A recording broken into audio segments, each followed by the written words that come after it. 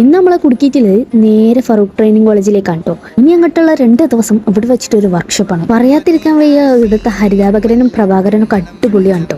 So അതൊക്കെ കണ്ട് ഞങ്ങൾ നേരെ നമ്മളെ ക്ലാസ്സിലോട്ട് അങ്ങ് കയറി. ഇവിടുത്തെ വർക്ക്ഷോപ്പ് പറഞ്ഞാൽ സ്റ്റാറ്റ്യൂമായിട്ട് ബേസ് ചെയ്തിട്ടുള്ള വളരെ പ്രിയങ്കരനായ നമ്മുടെ യാസർ സാറാണ് ഇന്നത്തെ മെയിൻ. എന്താ അറിയില്ല, സാറിന് ഭയങ്കര പുതിയാണ്. എൻ്റെ 5 ആളില്ലേ യൂട്യൂബ് ചാനലിൽ അങ്ങ് വരിക എന്നുള്ളത്.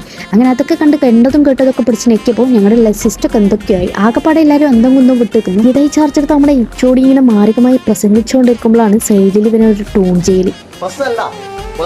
സ്നേഹിക്കാൻ മാത്രം അറിയണ എനിക്ക് നിങ്ങള് കോയിന്ന് പേരിട്ടില്ലേ? ആയിക്കോട്ടെ, അങ്ങനെയാണെ ഞാൻ കോയിയാ, വെറും കോയി.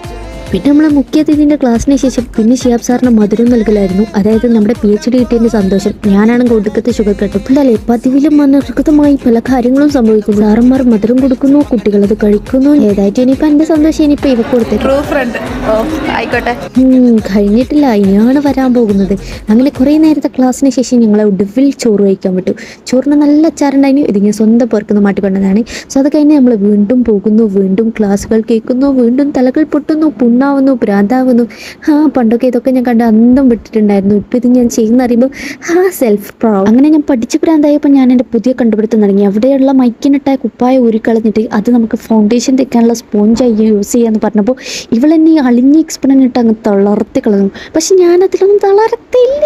അങ്ങനെ ക്ലാസ് അവസാനിച്ചും വട്ടുമുട്ട് പറക്കുമായിരുന്നു തലച്ചോറിൻ്റെ ഉള്ളിൽ നിന്ന് സ്റ്റാറ്റ. അങ്ങനെ പിന്നെ ഞങ്ങൾ അതൊക്കെ ഒന്ന് മാറ്റിക്കളയാൻ വേണ്ടിയിട്ട് ഇങ്ങനെ കോളേജിലൊന്ന് തണ്ടായിരുന്നപ്പോഴാണ് ഈ കാഴ്ചകളൊക്കെ കണ്ടത്. അപ്പം അത്രക്കേ ഉള്ളൂ.